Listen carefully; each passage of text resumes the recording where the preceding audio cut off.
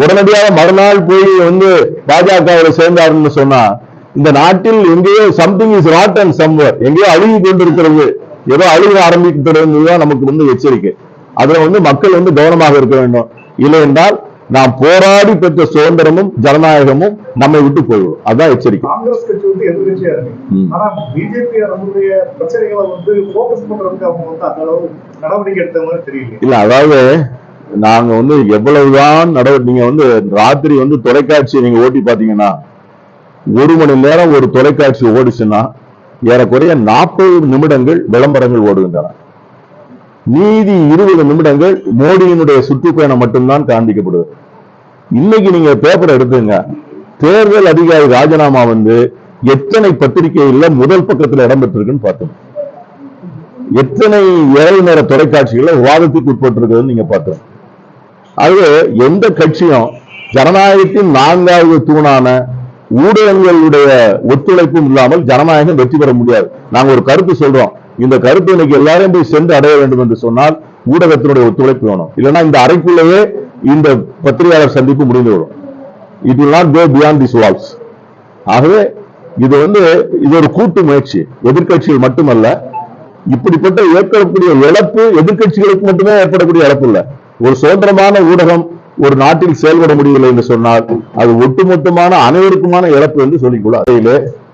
எதிர்கட்சிகள் அனைத்தையும் மிரட்டி அச்சத்தில் வைத்துக் கொண்டு தேர்தல் ஆணையத்தை தங்கள் கைவசம் வைத்துக் கொண்டு அது செயல்படுகின்ற நடவடிக்கைகளை முழுமையாக கட்டுப்படுத்தி அதன் மூலமாக நடத்தப்படுகிற ஒரு தேர்தல் நியாயமான நேர்மையான தேர்தலாக இருக்குமா, அல்லது பங்களாதேஷிலே இதை போன்ற ஒரு சூழ்நிலையிலே எதிர்கட்சிகள் தேர்தலிலே பங்கேற்க முடியாத ஒரு சூழ்நிலை ஏற்பட்டது, அதை போல ஒரு நிலை ஏற்படுமா, அல்லது பாகிஸ்தானிலே தேர்தல் முடிந்த பிறகு பல்வேறு தொகுதிகளிலே நடந்த தில்லுமுல்லுகளை வெளிச்சத்திற்கு வந்ததை போல ஒரு சூழ்நிலை இந்தியாவிலும் ஏற்படுமா என்கிற கேள்விகள் எல்லாம் எழுகின்றன.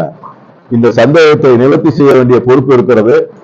இதற்கு மிகப்பெரிய பதில் சொல்லி நியாயமான தேர்தலுக்கு பாதுகாப்பு உத்தரவாதம் தர வேண்டிய பொறுப்பு உச்சநீதிமன்றத்துக்கு இருக்கிறது.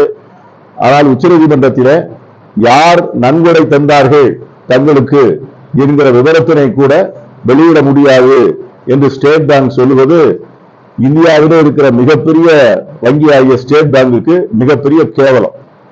ஏற்கனவே இந்த எலக்ட்ரல் பாண்ட் சம்பந்தமாக கம்ப்யூட்டர் வசதியை நவீனப்படுத்துவதற்காக ஒரு 80 லட்சம் ரூபாயை இதே தேர்தல் ஆணையம் ஒன்றிய அரசிடம் 4 ஆண்டுகளுக்கு முன்னால் கேட்டு பெற்றிருப்பதாக தகவல் வந்திருக்கிறது.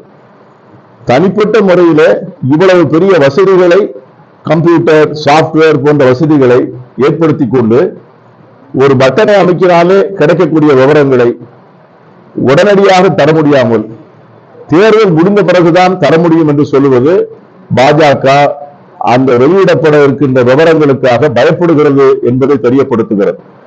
அந்த விவரங்கள் வெளியிடப்பட்டால் பாஜகவுக்கு நன்கொடை கொடுத்தவர்கள், அவர்களுடைய குற்ற பின்னணி, அவர்களுடைய வரலாறு, அவர்கள் இந்தியாவிற்கு உள்ளே இருக்கிறார்களா வெளியே இருக்கிறார்களா, வெளிநாட்டு கம்பெனிகள் நன்கொடை தந்திருக்கிறதா, கடன்களை வாங்கி கொண்டு நாட்டை ஏமாற்றி சென்றவர்கள் அந்த பட்டியலில் இருக்கிறார்களா, கடன் தள்ளுபடி செய்யப்பட்டவர்கள் அந்த பட்டியலில் இருக்கிறார்களா என்கிற செய்திகள் எல்லாம் நாட்டு மக்களுக்கு வெளிச்சத்திற்கு வரும் என்று பயந்துதான் பாஜக அந்த அரசு ஸ்டேட் வங்கி மூலம் அந்த முக்கியமான தகவலை உச்சநீதிமன்றத்திற்கு தர மறுக்கிறது.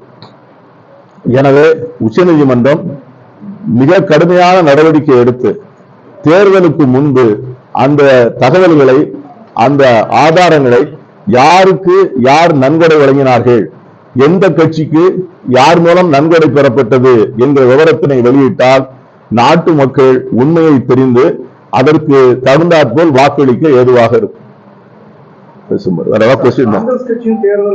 சொன்னேன், எங்க எல்லாருக்குமே இது மட்டுமல்ல, ஒன்றிய அரசு தன் கையில வைத்திருக்கக்கூடிய நிறுவனங்களை எதிர்கட்சிகள் மீது ஏவுகின்ற அந்த வேகமும், அதை அந்த விசாரணையை மேற்கொள்ள வேண்டிய நிறுவனங்கள் தங்களை எதை பற்றியும் எந்த சட்ட விதிகளை பற்றியும் கவலைப்படாமல் எதிர்கட்சிகளின் மீது சேற்றை அள்ளி வீசுவதையும், தேர்தல் ஆணையர்களுடைய ராஜினாமாவையும் எல்லாத்தையும் ஒரே புள்ளியில இணைத்து பார்த்தால் தேர்தல் நியாயமாக நடக்குமா என்கிற அச்சம் எல்லோருக்கும் ஏற்படுவது இயற்கை.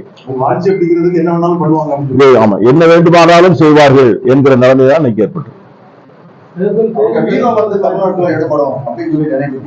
இல்ல இல்ல, அது வந்து that is a $1 million question. அதுக்காக நாங்க வந்து அந்த எதிர்வினை ஆற்றுவதற்கு நாங்கள் தயங்குவதில்லை. இன்னைக்கு கூட நம்முடைய அமைச்சர் வந்து ஒரு பெரிய அருமையான ஒரு புத்தகம் வெளியிட இருக்கிறார். மோடியை பார்த்து 100 கேள்விகள் கேட்டிருக்கிறார். அந்த 100 கேள்விகளுக்கு அவர் பதில் சொன்னாலே மக்களுக்கு ஒரு தெளிவு வரும். இதை போல எல்லா மாவட்டங்களிலும் எங்களுடைய இந்தியா கூட்டணியினுடைய பரப்புரைகளை ஒன்றிய அரசுக்கு எதிராக நாங்கள் மேற்கொண்டிருக்கிற பிரச்சாரங்களை மிக வேகமாக முன்னெடுத்திருக்கிறோம். அது நிச்சயமாக தமிழக மக்கள் நிச்சயமாக இந்தியா கூட்டணிக்கு 100க்கு 100 வாக்களிப்பார்கள் என்று நம்புகிறோம். தமிழ்நாட்டில் வந்து பாஜக வளர்ந்து நினைக்கிறீங்களா? அதாவது எங்க ஊர்ல பழமொழி சொல்லுவான், ஆளை பார்த்து ஏமாறாத ஊரு காமாலம்பா. அதாவது வீக்கமா வளர்ச்சியா, இட் இஸ் ஏ சொல்லிங் அல்லது வந்து டெவலப்மெண்ட். இதை வந்து பார்த்தா தெரியும், வரட்டும் தேர்தல் முடிவுகள் வரும்போது தெரியும், நிச்சயமா தெரியும். யார் கையில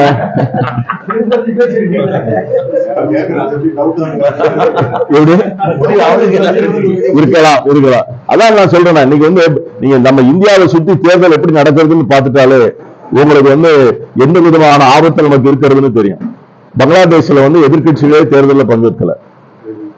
நீங்க வந்து பாகிஸ்தான் நடந்த தேர்தலில் வந்து தேர்தலில் வெற்றி பெற்றது ஒருவர், ஆனால் அறிவிக்கப்பட்ட முடிவுகள் வேறு என்று வந்து செய்திகள் வந்து அது நிரூபிக்கப்பட்டிருக்கிறது. அது இந்த சூழ்நிலையில இந்தியாவில் எப்படி நடக்கும் அப்படிங்கிறது நமக்கு தெரியல.